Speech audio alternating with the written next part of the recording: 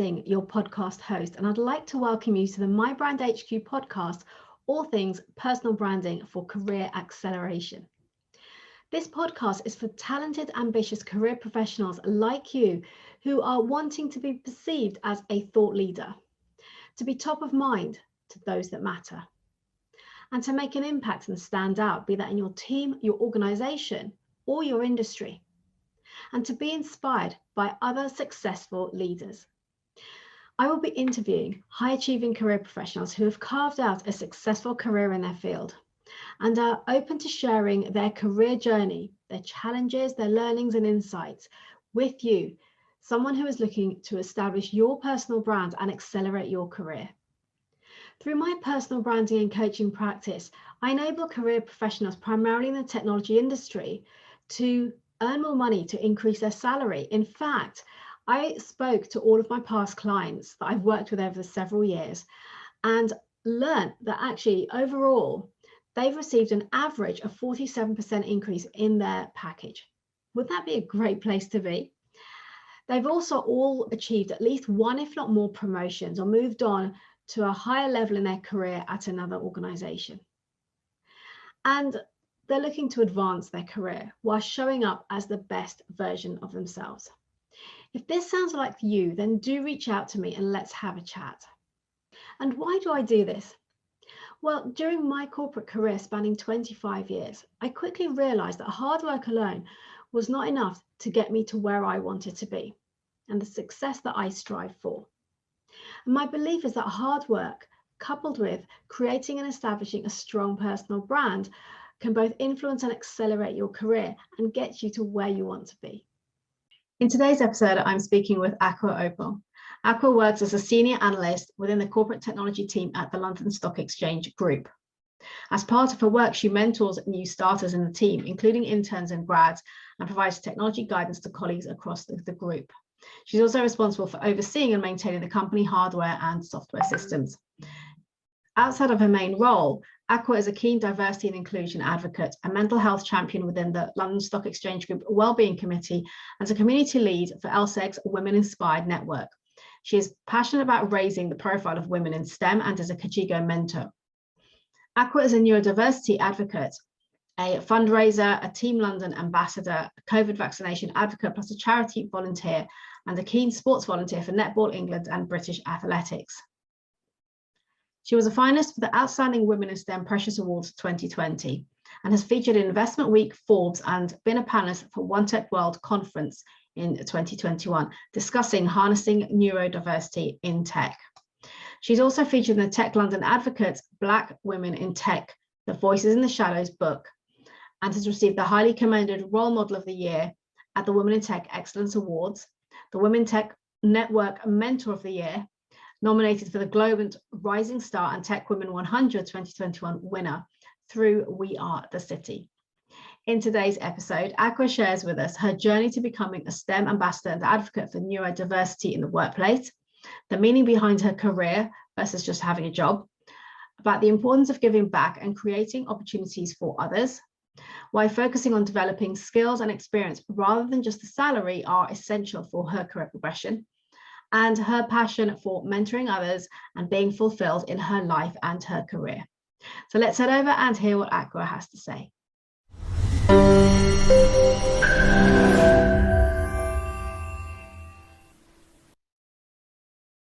Hi there, Akua, and welcome to mi-brandHQ. How are you doing today? Hi, Leila. Yeah, I'm good, thank you. The sun is kind of shining, but I'm at work, I'm having a good day, and yeah, raring to go. And it's lovely to be on the session today. Likewise, thank you for taking some time out, because I know how busy you are with work and everything else you'll be sharing with us today. So let's go straight into this. And as a STEM ambassador that you are, what led you into a career in technology? Well, it's a bit of a funny story in terms of how I got into technology. So when I was growing up as a kid, I actually wanted to be a pediatrician. not actually get into technology. So think about like Grey's Anatomy, and you've got this character who used to be in the show, Arizona Robbins. So she was like a ped surgeon, and so literally she'll look after sick kids, perform operations, etc. But yeah, like as I was growing up, and that was kind of my key thing, to make children better, things like that. But then yeah, I got to a stage where, because I'm quite an empathetic person, I was like, I don't know if I could ever give a parent a bad news. And I was just kind of like, from then, I don't think I could do this, because I thought I wouldn't mentally be strong for it. Because the fact is, like, I even sometimes cry over a cute puppy picture and things like that. And I just thought, you know what, this is not going to be me. I don't think I'll be mentally strong enough to do it. So I was kind of like, okay, I need to look into another career. And then when I kind of was due to finish university, so after my 4-year placement year, I really wanted to go into the army. So the reason, and some people would say, like, why did you want to go into the army? But it was a case of in the army, I could do something like intelligence. I get to travel, and also I can help out with emergency response. The blocker was my family. Oh my gosh, the day that I told them that I wanted to enlist in the army and everything, they was kind of like, what are you doing? You can't do it. And because I'm from an African background, they was just kind of like, no, we can't have any child of ours join the army, etc. And they didn't get the reason why I wanted to do it. And I was explaining, and then I kind of like gave up trying. So it went for about like a year or so after when I graduated, and I just was like, this is not going to happen. So when I finished uni, because of also the time, it was like a financial recession as well. It was so difficult to try and get a job. Like, I remember going for countless interviews, and then I was unsure, should I do more training, or like, what is my avenue? And then I was like, you know what, I will get a job for the moment. So my first role was at Carphone Warehouse as a sales advisor. And I was just like, I will literally work here part-time. I'll keep applying for roles, do a bit of studying, and then like, we'll see what happens from there. And then like, yeah, one thing led to another. After working at Carphone Warehouse, about, I think it was 2-3 years in, then I got my first kind of entry role with the Dubai Royal Family. So yeah, it kind of, yeah, my career took different kind of shapes and forms, and not all of it was kind of my own choice, but here I am now, I guess. Wow, in a very roundabout way, but good experience along the way there, and interesting, like the army, pediatrician. So it was very diverse. It wasn't like that you didn't know what you wanted to do. You had kind of goals that you set yourself, but then you just shifted based on what was happening at the time for you. So, Yeah, I mean, you had the computer science degree, which I guess has helped you to sort of move forward in the sphere of technology. So tell me about some highlights from your early career. Share some of those with us. Yeah, no, so, do you know, in my career, I've been very fortunate and lucky, because I've had so much different exposure, and I've got to be thankful to the managers I've had at the time, mentors, and just generally people that I've worked with or met. So if I go back to during my industrial placement year, so I did a placement year with Rolls-Royce Motor Cars and BMW. So I moved to Chichester. That's where their plant is based, for about, I think originally it was meant to be 12 months, but I enjoyed it so much I stayed on until about 14, 15 months in, because there was just so much things you could do then. It was so fun. And in terms of that role, so it's mainly in infrastructure, but it was amazing because every day you kind of walk into this beautiful plant, you go across the mezzanine level, and you actually see like all the cars at different stages of production. And during my time there were so many highlights. It was just also meeting so many international students in different departments, whether it's sales, marketing, HR, etc. And then also getting to go to the Mini Cooper plant, and I was a massive Mini Cooper fan at the time. But yeah, some of the things there at the time, there was one day they had the Ferrari Club come over, so there was about, I don't know, 7-8 Ferraris lined up, all kind of different shades of red, and it was just amazing. And then there was one time when they had to do some cars for I think it was like the Prime Minister or something in China, and he was so specific, so they all had to be like a jade green color. And I remember like them getting it all like set up for him, and then inside the interior was like this nice kind of like cream kind of color, and everyone was so specific. And it was stunning when they lined all of them alongside each other. And yeah, that was like a good experience to see how those are made, because even they get some of their shells in from Germany and things like that. So how the cars are kind of created, it takes so much craft. And like, honestly, the guys that work there, especially in logistics, they work so hard. It's unreal. After my placement year, my first role actually in IT was actually with the Dubai royal family, and they have properties all over the UK. So we provided support, and working with them was just something so different, because it's kind of like the way everything was structured, and they treat stuff really well. And they always saying thank you, and just people I got to meet over time was amazing. And some of their properties, oh my God, it's something from a film, I would say. So yeah, I enjoyed that. Incredible. It's incredible experiences that you've had, and very, very unique. And I think also for me, it's like early exposure to some amazing things. I mean, just in the plant itself, you know, Rolls-Royce, BMW. So in all of those things, and then working with the Dubai royal family, you know, seeing Lewis Hamilton when he was starting out and looking at where he is today, when you kind of reflect on all of that, what are your key sort of like biggest takeaways from all of that? Yeah, I would say that just being humble. And I've been very fortunate enough to get those kind of experiences and exposures. And that's why kind of like, as I've grown up over time, I've never kind of like, I've always believed in being hardworking, being grateful, and kind of generous, how you give back. Because the thing is, like, it's great when you get those experiences, but it's nice to like actually share those experiences with others as well. Like with the graduates during our placement year, we had so much fun. We got on really well, and I'm still friends with some of them to this day. Not even that, it's a case of also giving back, because I believe in life, everyone deserves an opportunity. Just because I couldn't become a pediatrician because of whatever reason, and then I couldn't join the army, it's kind of like my life still has gone full circle. I still kind of gone into technology in some way, shape or form, and I still managed to like give back in terms of volunteering and charity work. So I might have not done it one way, but I've been fortunate enough to be exposed to it another way. So I just think like, yeah, definitely give back and give everyone an opportunity, because we've all got to start somewhere, and that's what people forget. Like everyone somewhere in their life has been given an opportunity, whether they've been given a promotion or given a break, because it's kind of like life is hard and you're always going to face challenges, but it's nice when someone sees what you're doing and gives you a break and goes, oh, here you go. And like one thing I'll mention is in terms of chances, things like that, there's so many amazing sponsored advocate in the tech industry that are doing that, from like Vanessa Vallet, We Are the City, with Tech Women 100, We Are Rising Stars, Rav Bambra, Kajigo. One of the first mentoring schemes I joined with like-minded females headed by Sonia Barlow, even Bev Shaw, who heads up City Hive. Like at one stage in my career in the last couple of years, they've all kind of seen something in me and kind of given me a chance. And it's kind of very rare that you get that, because the fact is I didn't know a lot of them many years ago.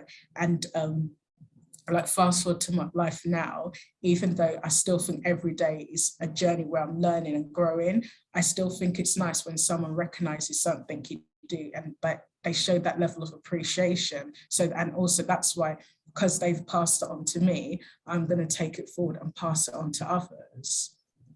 Yeah, that's so beautiful to hear. And you know, you talk about giving back, and you know, also remembering where you started and where you are now. And I think that that's relevant for every single person.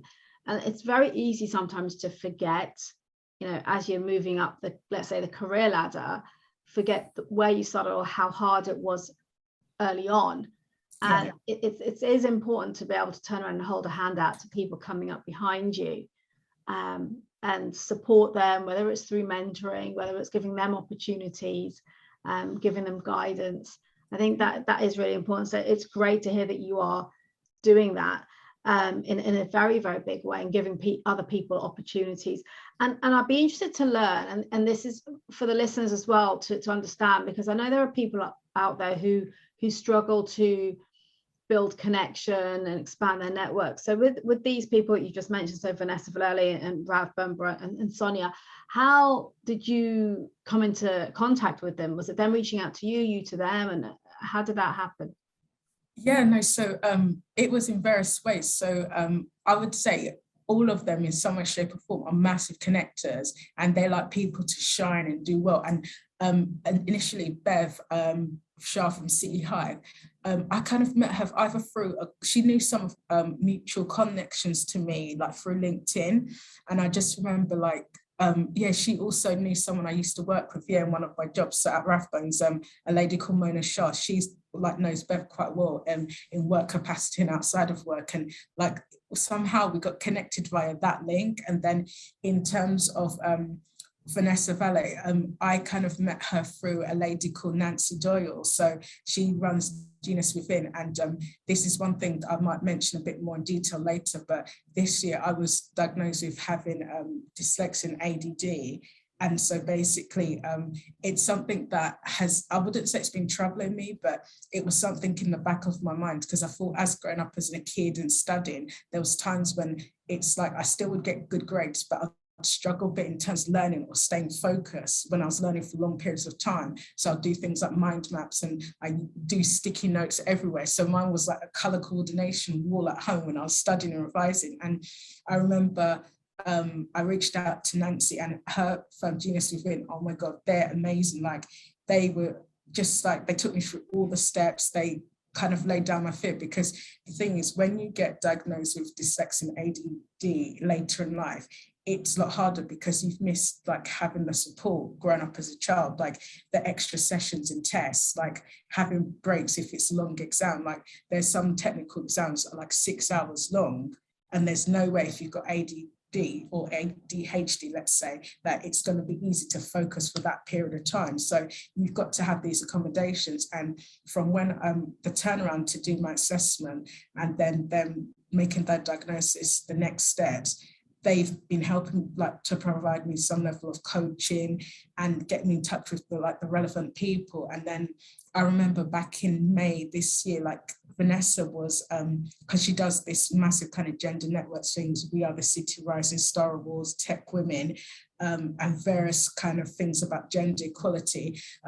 Yeah, Vanessa got in contact with me after Nancy Doe put me forward to join their panel event. So it was sort of We Are One Woman Tech kind of event, and it's going to be a global event, and was going to talk about how technology could be used for people that are neurodiverse. So yeah, that's how I kind of like met Vanessa, and I kept in contact with her because there's certain things that kind of resonates between us, and we get on like really well. Because like honestly, I just look at Vanessa's career and I'm just in awe, because she's amazing. And like she's about 2-3 years ago got an OB, but I'm not surprised the amount of effort she puts into, like from the We Are the Rising Stars to We Are Women Tech. It started off something small, and like now there's kind of more than 1,000 women being recognized, and they're from different careers. And that's what, like for me, I'm such in awe of all of that, because that's what it means in terms of giving someone an opportunity. And not only do they give you like an award and things like that, but they kind of invest their time in that individual. Like if you want to do an MBA, study mentor, they kind of want you to pay it forward and pass it on to next generation. So they're not just giving you an award and saying, wham, bam, thank you, ma'am. They're saying to you kind of like, no, like you've been given this opportunity, but please kind of pay it forward. And that's the thing, because it is about like the next person. Like even for next year, I've already got 10 people in my head that I want to nominate, because I just think that they're incredible.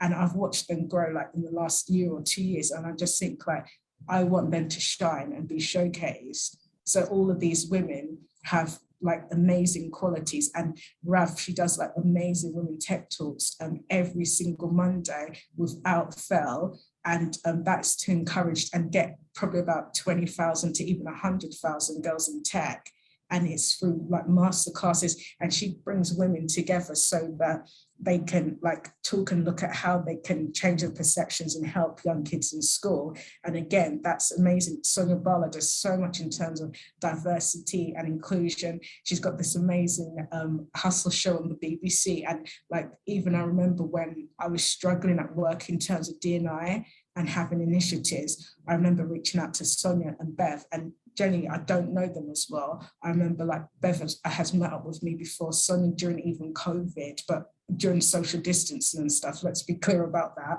We're not going to do a kind of Boris or anything like that. But yeah, like she met up with me and she gave me sound advice and I took it away. And I kind of like have established my kind of thought process. It's like, you can't fight every battle. You got to pick and choose your challenges. And sometimes it's about how you deliver something as well. So all of this is so important. Yeah, completely. And I think what you've just proven there is the value and the importance of surrounding yourself with people who are like-minded, who share the same values, and who are following kind of the same path as you in terms of bringing other people up and creating opportunities for each other, because it's helped you, but it's also helping you to do the same for others as well. Yeah, no, 100%. Because like, I know that me saying the names of the good, but the fact is as well, like a lot of them, they don't get recognition too much for what they do. Like, yes, they get nominated for the odd awards in here, but like no one sees all the work they put behind in the background. And I've seen it firsthand, and it's immense. Like, some of them work late in the night and people don't see all of this. And every single day, I've never not once seen like Vanessa or Rav champion someone or say like, look at what this woman's doing. And even today itself, like as testament to what they do, today Vanessa's released a trailblazers list of 50 top trailblazers, and she's even actually one of them in there is actually Bev Shah as well. And I remember when that list came out this morning, I literally was just so happy about the names listed on there. And it's not just even women, there's like male allies such as Richard Packard, and he's like amazing. He champions women in every form of industry because he's got a daughter himself that's just finished uni. So he understands like, okay, what women have to go through, things like that as a father. And that was testament to him. The likes of people like Rush Shaw from Tech London Advocates, and even one person I will mention is Flavia Falonge, because she does Tech London Advocates, Black Women in Tech. And recently, early in the year, she did this massive initiative about putting about 100 women, Black women, in tech in a book called The Voices in the Shadows. And that highlighted women across different industries. And that book will go to schools to show young girls like, this is what you could be in the future. And even it's got a young girl that I met from the actual book launch in there who's about 18, 19 now. And she's just starting out. And I remember talking to her and I was like, this girl's going to be a future leader. She's just got her head screwed on. She's got an amazing character. She's so humble and genuine.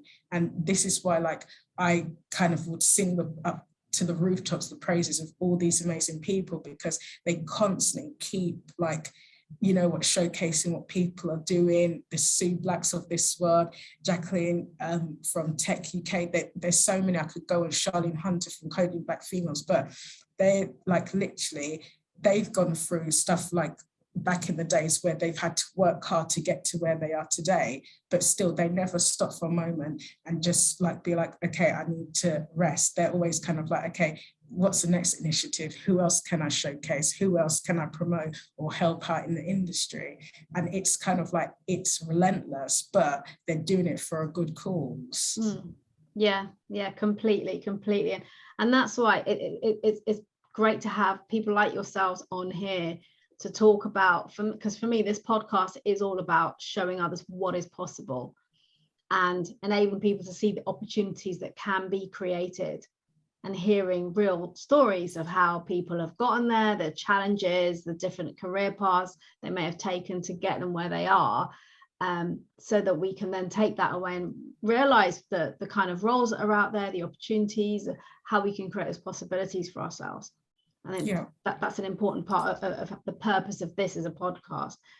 So tell me a little bit. I know when we spoke previously, and you're very passionate about your career. So when it comes to, if someone's thinking about a job versus a career, for you, I know it's never about just being a job. So tell me, what is it about? I think in terms of a job versus career, like I want to be like in any role that I do, I want to, when I get out of bed, I want to kind of be like so excited to go into work, because I'm just like, oh, this is what I'm going to do today, or this is how I can change something. For me, that gives me that motivation to get me out of bed. In terms of career, especially in technology, you can go into different areas of technology. Like I'm currently more in a support role, and I'm looking more to doing something like service design or more kind of a project management type of role, just because I'm quite process driven. But my other interests, like I love stuff to do with AI. I love stuff to do with even cybersecurity, because that's also cybersecurity. Thinking about it now, that's also another link towards like the army, because then I've been defense and intelligence and things like that. And so that's where that drive is that way. But yeah, in technology, you could get in, it's so diverse. And even like, let's say for instance, I used to be quite creative, where I used to draw like cartoons. I remember in my design and technology classes, I used to like drawing like Hello Kitty and the Simpsons. And then one day I drew like a dolphin underwater with starfishes and things like that. But it's kind of, I stopped doing that many years ago, so I don't even know what I could draw now. But yeah, it's kind of like, it's so diverse. And in terms of job for me, it's not about title. I want to come into work and make a difference and make that change. And even there's been times in the last few years where I could have actually gone into a more managerial role if I wanted, but I've always kind of stopped and said no. And it's not because I don't want to manage others. I'd rather kind of be in a specific role, or more of a lead role, or help with a project. But then as I'm doing it, I want to like coach and mentor people. And because I find that's more fulfilling. Because don't get me wrong, like managers, oh my God, like every manager that I've had, like I'm in awe of you, because like it's hard to manage a team because of in so many individuals and things like that. And even sometimes some people say to me, like the way you work and stuff like that, you're good in a team, but like, have you ever thought about being self-employed? And I'm like, yes, no, because I still like the corporate environment. I think maybe in, I don't know, 5, maybe 10 years, I might think about being self-employed or freelancing. But for the moment, I'm happy like where I'm going, where I see myself in a few years' time. I've got that ambition to say like, yeah, this is what I want to do.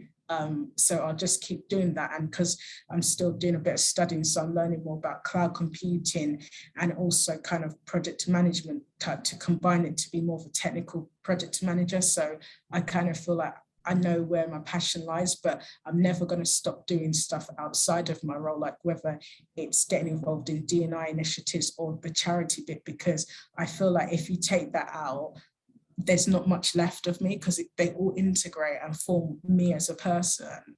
Yeah. Yeah, incredible. I mean, the amount of things that you do, and I'm sure we'll come on to even more as we continue to chat. But I think just to draw out there from what you said, a couple of points I like around the diversity of roles in tech.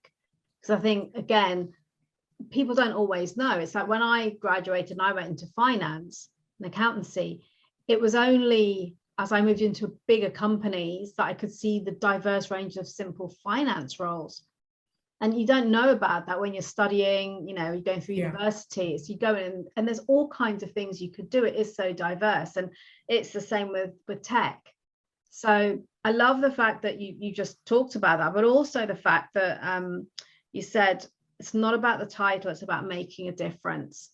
And again, I think that is so important, because making that difference is the thing that becomes fulfilling. It's what then drives you to get out of bed in the morning, as you say, to motivate you to do what you do, rather than the job title. And so it's really understanding for yourself what it is that you want to do that can make that difference, that can create that impact. And moving, you know, there is nothing wrong with moving sideways. I did have a conversation recently with someone who believed that they should, every time they move job, they should be moving up a level. And I had to explain that actually it's not just about moving up every time. You can get so much experience in terms of the breadth of experience by moving sideways and having that exposure. It's not just about, you know, moving up and getting a promotion every single time. It's about your learning and your experience and what you bring as well. So again, that's such important points. But even, can I just interject there? Even the other thing is money as well. Like sometimes when I've heard or seen some grads or interns that literally when they see certain roles, they're motivated too much by money or the name of the company they're going to. But it shouldn't always be about that as well, because money does at times bring you happiness, but as long as you're comfortable, you kind of like should go for a job where you think like it will challenge you or build up your skills, because like getting more of like a higher salary, that will come in time. But I still think that having the chance to work like in an organization where you can get like someone to even shadow and work with, that will kind of help you build your skills, that is even more valuable. And people sometimes they oversee certain things, like when it comes to like a job role, etc. Because even there's a young girl that I talked to on LinkedIn that recently got into cybersecurity, and I'm sure she won't mind me saying this. And literally, she's like upskilled in like, I don't know, less than a year or so, but she's done it because she's focused on what she wants to achieve. And even in that role, she's found a manager that's so supportive, and it's helping build her skills. And see, that's kind of what you want to do, because if you want to get further in your career in life, it's about generally also your skill sets, not how much you're earning. And people oversee that, because like you could earn like about £1 million a year, but is that going to make you happy if you don't like the job you're doing? So it's kind of like thinking about the other elements of the role. Completely. And again, a really valid point there. You know, it's great to have the money and to be able to then go enjoy the holidays and the house, the car and all the rest of it. But actually we're spending what, 35, 40, 50, 60 hours a week sometimes working. You want to be in an environment that's healthy, where, you know, you've got some friends, you get on with the people around you, you've got people who are supportive, your managers, maybe mentors, coaches. It can make a huge difference. And I think the thing that people forget sometimes as well is that they kind of compartmentalize things and then think, well, okay, I hate my job, but that's just Monday to Friday, 9 to 5 or whatever. And that's okay. And I'll enjoy everything else. But the truth of it is everything is intertwined. It's all integrated. And if we're not having a good time at work, if we're not enjoying what we do, we're not motivated, we're not in a healthy environment, that will directly impact on everything else around you, even if you don't realize it. So sometimes, you know, your health is an obvious one, like mental health, physical health, it will start to manifest in some way. And I think it's important to recognize, as you're saying, what is important. It's not just about the money, it is about the environment, the people you're working with, the challenges, you know, your growth, all of those factors are as or much more important than the job title and than the money. 100%, yeah. Yeah. And so then tell me, like, have you experienced some challenges in your career so far? And if you have, you know, have you overcome them? Yeah, I would say imposter syndrome, 100%. I know that I've had conversations with other women in industry, and even there was this brilliant article where it's saying you need to stop telling women that they have imposter syndrome. I always feel in my mind that I could do better, I could be better. And so like, I sometimes like, I won't say downbeat, but sometimes I think I put a lot of pressure on myself, because when things don't go as well as I would expect it to, I sometimes tend to like, yeah, I'm really quite self-critical. And I don't know where it comes from. Like, and even sometimes people are like, yeah, but you get a lot of praise for stuff we do. But I was like, it doesn't matter if I still feel like in myself, it could be better, I could have done better.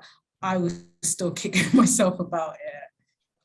Yeah, and I think, you know, everyone's guilty of that in some way of beating ourselves up. But it's also, for me, you know, and I always say this to my clients as well, it's about the learning from it. Yeah. If you know you could have done better, it's okay, what can I do better tomorrow or the next time I have to do a presentation or a project or whatever it is? So it's the learning you take away from it rather than 100%. beating ourselves up, because we are our hardest critic. Yeah, definitely. You know, definitely, yeah. Always the way. So yeah, good point. And what else? Was there any other challenges you said? I would say definitely being a woman in tech, and I know some people might be like, oh, but a lot of women in tech say that, oh, it's a male-dominated industry. Hold on a second. First and foremost, let me make this clear to you. If you join a company and you're the only female in the room and the room's full of another 11 men, how do you think that makes you feel? It's really tough, because you think like, will I actually make it a year? Would I be given a chance to speak in meetings, etc.? And it's so tough, because it doesn't matter how much sometimes people say to me, oh, but you've got a lot of influence here and there. Do I? I don't see it as influencing. I just feel like if I've got a valid point to make, I will make it, but I still will sit back, listen to other people's opinions in the room. And sometimes, like, I believe you have to plant the seed as well when you're in a group or team. And like, you plant the seed and think, like, you just want to make sure that everyone kind of thinks, what I'm trying to say is more kind of like everyone kind of brings their opinion to the table, but you also got to make sure that it's looked at both sides of the coin, and don't be quite kind of headstrong in terms of like, my way is right and that's it. Because like, I've worked with some people like that, and I just don't like it, because they're not giving everyone a fair chance, or not like developing an understanding for someone's faults. But I think, yeah, one of the challenges has always been, like, in most jobs when I started, like, there's barely been any women like in the team, or even like going into a role, there's not been any senior women like that are of color in certain roles. And so it's kind of like, well, how will I get a chance? Like, what can I aspire to? And that, for me, sometimes I feel like it's quite hard. And that's what I think we need to see more of going forward, because it's just kind of like, it's not fair. Because from when I've like seen people highlighted on LinkedIn, things like that, there's so many incredible women out there doing amazing things. And I don't get how, like, they've never been highlighted or showcased before. No, honestly, I just generally, for me, it mind boggles me, because I'm just kind of like, wow, like that person, like, they've literally blown my mind with like how fantastic they are. And I would never stop telling them that, because it's the truth. The proof is in the pudding. It's like what they've done at work, etc. And even like from like the Tech Women Awards, when I've listened to people's stories, so I remember the other day I was sitting there and I was just like, this lady, she's just incredible. Like, I wish I had like someone like her when I was growing up, because that's kind of who I would have loved to aspire to. Like, I still want to aspire to be her now, even in my adult age. But I just think like, and that is how it goes back to also giving people opportunities and letting their voice be heard. Because if you never listen to that person's opinion or give them that opportunity, how would they have the chance to kind of showcase their talents and grow? Yeah, completely. And I'm guessing that's where your passion for mentoring the next generation comes from. Yeah, no, definitely. Yeah, 100%. Yeah. And how do you find that? Is that something that, I mean, first of all, do you have the time for that? How do you create the time to do that? Yeah, no, I definitely do, because even some of it has been kind of informally, like with even some of the grads and interns, like through work. Like, I've always said to them, because I do quite a lot of the onboarding, I've always said to them, if they got anything they need to raise or talk about, or if there's certain things we're doing within the company we want to get involved in, I've always said to them, like, my door's always open. Like, even if it says do not disturb busy, just drop me a note. When I get round to it, I'll have a look, or I'll write and I'll respond and go like, I can't have a look now, but I will look at it and get back to you. And I try to, whenever anyone sends me a message, I try to like get back to them the same day if I can, or like by the next day, because I just feel like it's a bit harsh when someone sends you a message and you don't respond for a period of time, because like, we know that everyone glances at their emails, right? But it's just trying to be courteous about it. But yeah, I don't mind it. Like, if like there's certain times of the year where it's really busy, like I've had quite a lot of exams and things like that. So like, if I can't do it at the time, I'm rather quite honest and I'm like, I can't do it now, but we will pick this up.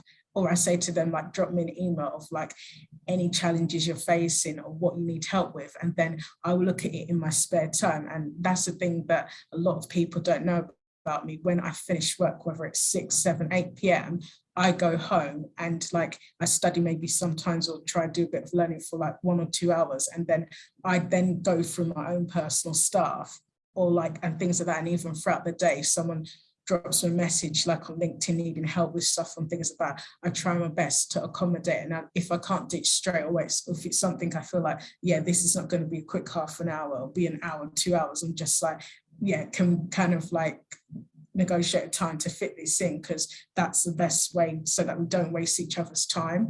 But yeah, I try my best to kind of fit it in when I can, because even there was a young lady that I spoke to recently about, like, she's currently on a gap year, and I was just talking to her about her options. And then there's been a few kind of that have reached out to me, because I'm part of a bit of a learning group on LinkedIn. So like there's been a few that have reached out to me on a couple of topics. So any resources that I find that are useful to them, or if there's certain jobs or apprenticeships that come up, I kind of like send it to them in a private message, because sometimes if you tag someone in certain things on LinkedIn and they're currently interviewing with someone else, it doesn't like kind of look good for them. So I try to be a bit subtle about it, or try to engage first and foremost what they're looking for, because it's all well and good to me kind of like sending you roles, things like that. But in your head, you've got to work out, what do I want to do? Or what is the ideal role for me as like a starting point? Because I could keep sending roles galore, but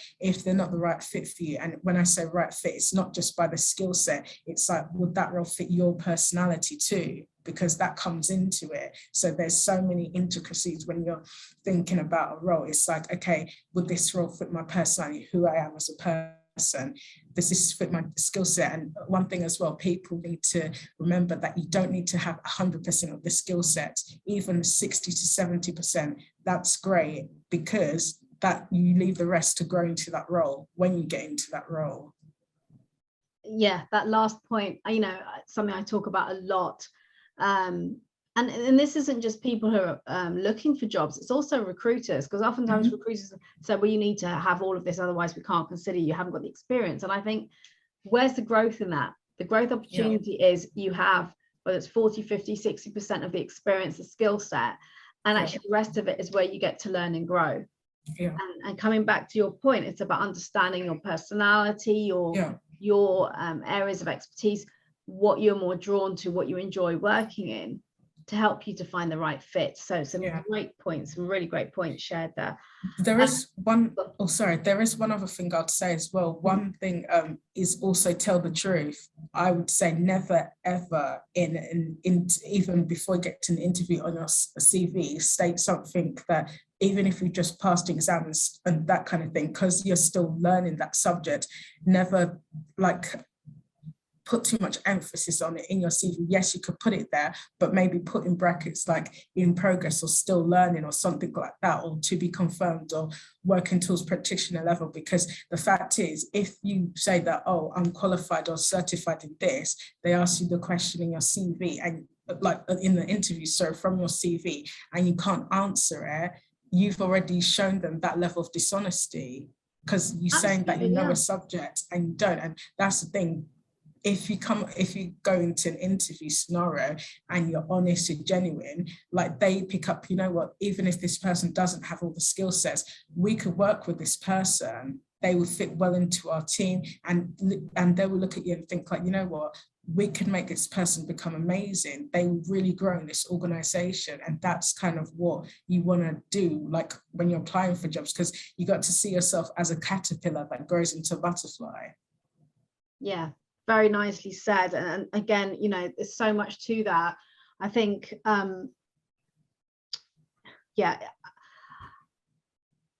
lot of people, in my experience, will focus on, as we go back to earlier, you know, having the right salary, job title, and it's getting really clear on all of these things you just mentioned, and understanding yourself, as well as understanding the people that you're talking to, the company, the culture, and the bigger picture, to understanding like the right choices to make. So important. And I think just coming from all that you're sharing today is invaluable for anyone who is looking at careers in tech, who is even, you know, already spent a number of years and looking to move to the next level to take on board a lot of what you're sharing here, because it's something you don't often hear said out loud. It's things we kind of, you may know it, but you don't do it because you don't hear people talking about it. I think that's the difference. So thank you for being so open. And I'd like, because I know you have a lot of extracurricular activities, some of which you've talked about. So just touch on some of those and tell me why you do what you do. I would say it does go back to being a teenager. So unfortunately, my grandparents, especially on my mum's side, because I never met my dad's parents because they died when I was a baby. So on my mum's side, like, I absolutely adored my grandparents. I remember going to Ghana to visit them.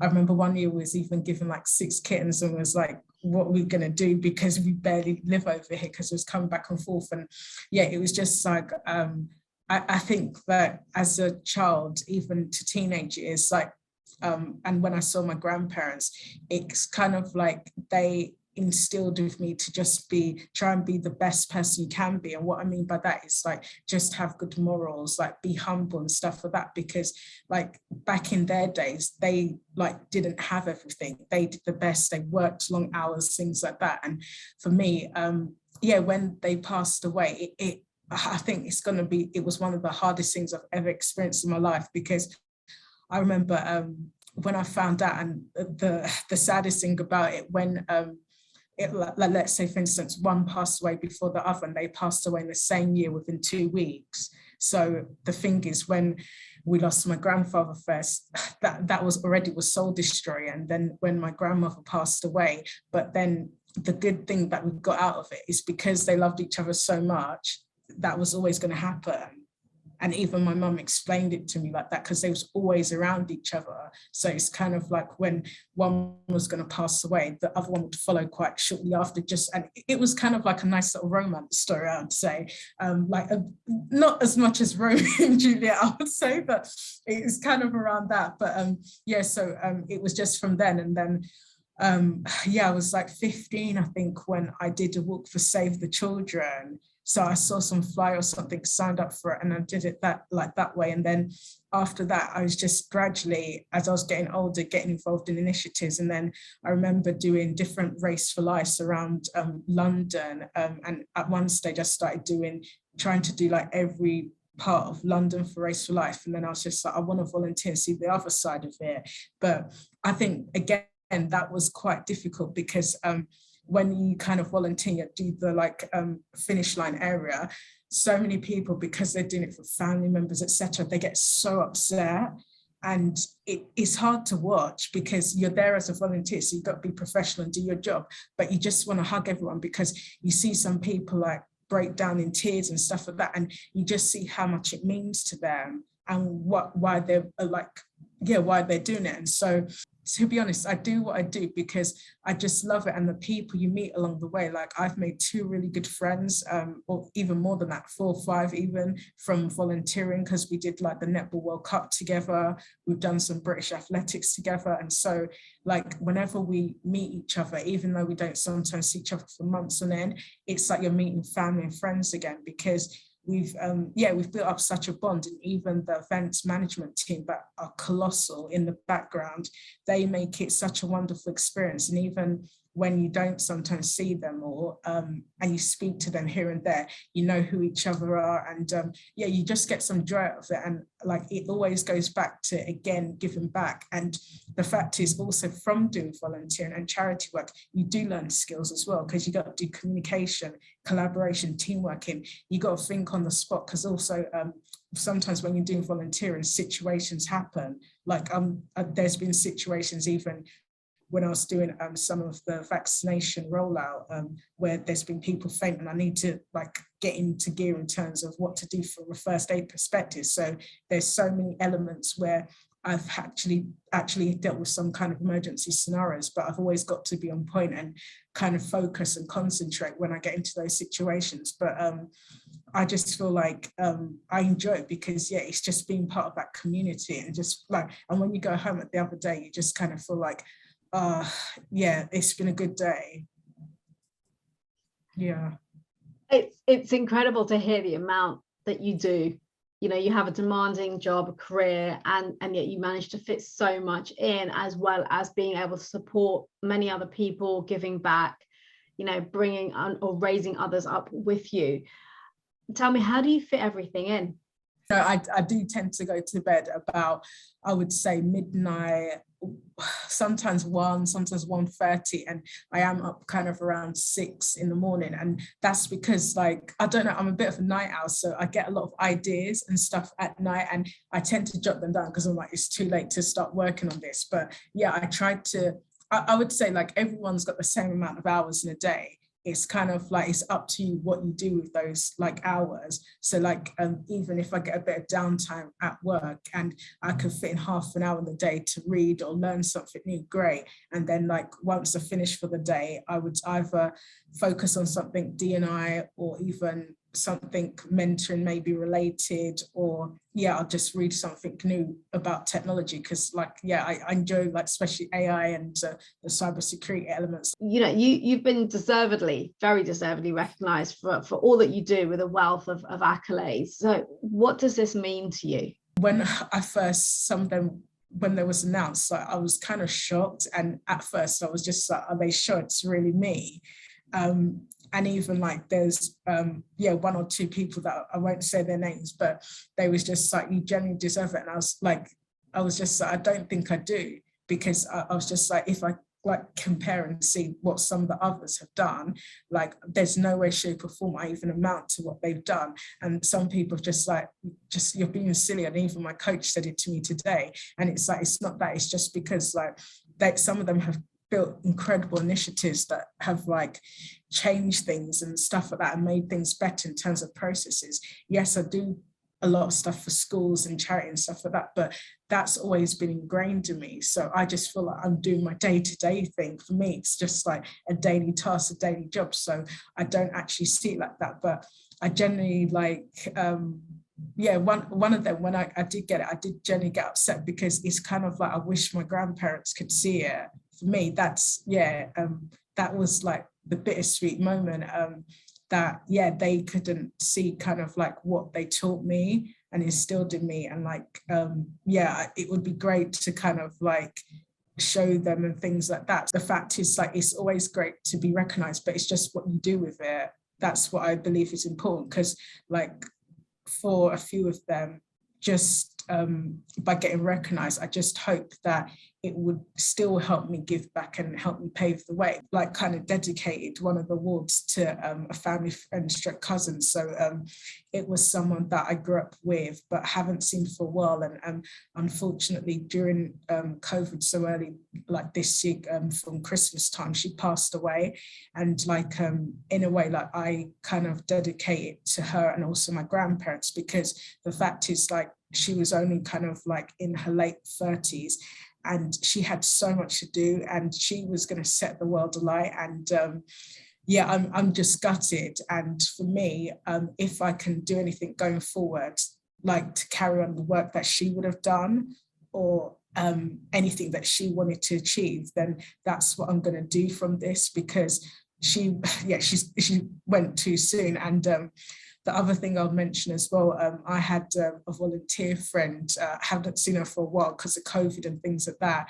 And unfortunately, like, she got COVID the same time as me, during Christmas as well, sorry. Unfortunately, she passed away from COVID.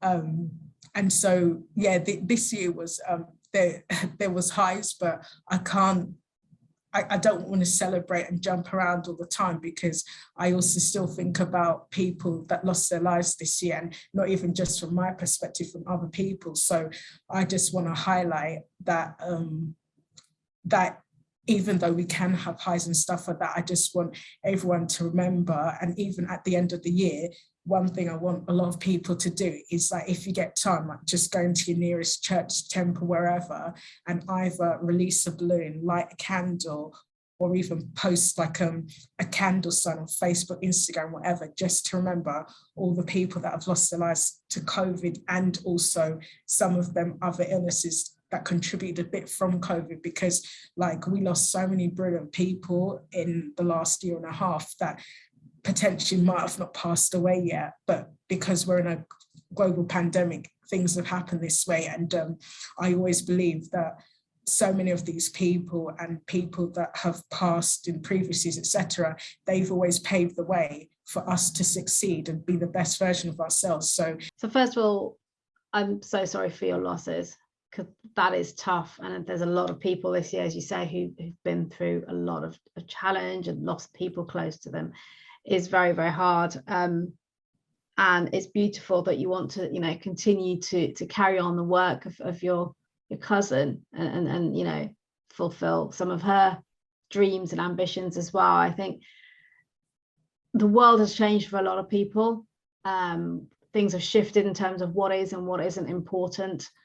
When we start to realize we can't see family when we want to, when we're losing people, and it just shifts in priorities, I think. And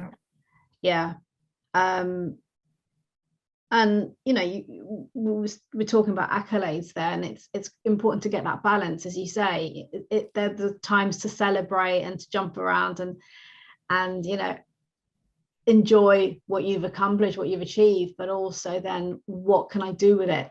As you said, what is it to do with that? How do you use that to leverage your platform to help others, to inspire others, and to support and mentor other people? And you, my dear, are doing a phenomenal job of doing that at such a young age, and having accomplished so much, experienced so much, and wanting to just share that with others and support others. It's a beautiful story. So thank you so much, Akua, for joining me today and being so open and sharing your story. No, thank you. No, I really appreciate being asked to do this, because I'm quite an introvert, however this may come across. And it's been a tough year, but I'm glad, it's time to kind of pause and reflect. And I'm looking forward to next year, because I think next year it brings new opportunities, new experiences. So it's onto that. And I will kind of reveal just a couple of weeks ago, I've looked to join an advisory board. So I'm joining this kind of charity advisory board called Neurodiversity in Business. So we've had to postpone certain things just because of the recent kind of COVID rates and things, but we're going to shift it later to about March time. So we'll be working with a lot of organizations and maybe schools and universities to kind of make it a better environment for everyone. So in terms of things like training, assessment, recruitment, how we use inclusive language and things like that. And then in terms of next steps, I am going to be an official mentor, because I've applied to mentor with Girls Network as well, rather than just do it informally quite a bit. So I'm going to kind of work with Girls Network, hopefully, and then Urban Synergy, STEMETS, and then after that, I think I'm definitely looking to become a trustee. I'm still trying to decide what charity, but that's the next step for me, because I'm going to do a program first, and then hopefully take up a trustee position. And that combined my interests, hopefully. So yeah. You're incredible, honestly. I don't know when you find the time to sleep with all that you do. At work, no, I'm joking. Yeah, my boss should never see this. Yeah. No, but you're doing so much for people around you, for bringing other girls, women up, and for diversity and inclusion, for neurodiversity. You name it, you're doing it. Keep doing what you're doing, is what I say. I thank you. Appreciate it. You are most welcome.